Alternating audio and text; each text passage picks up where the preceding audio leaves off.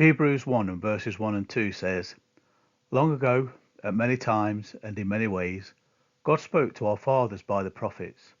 But in these last days he has spoken to us by his Son, whom he appointed the heir of all things, through whom also he created the world.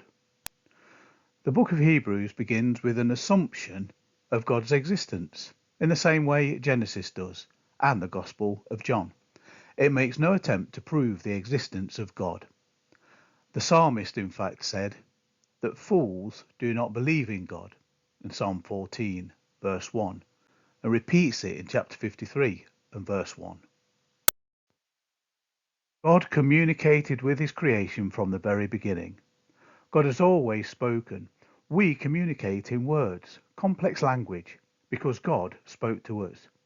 If we evolved, we would still be grunting, because you learn the language that you hear from birth.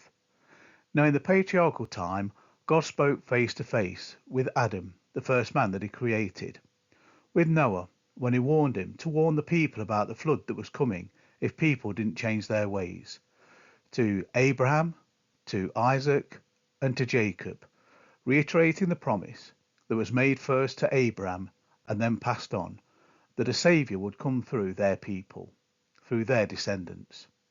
He spoke through prophets in a great attempt to save people from their sin. Moses the lawgiver was a mighty voice for God. The major and minor prophets had a major message. God communicated with his people.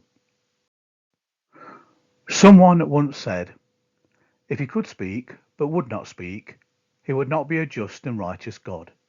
Therefore he would not be worthy of worship. If he would but could not speak, then he would be weaker than mere humans, therefore unworthy of worship. But in the beginning, God said, and he spoke through the ages, and now he speaks to us through his Son, born in a humble state in Bethlehem, to show us who God is and how much he loves us. That is good news of great joy. How can we help but speak of it?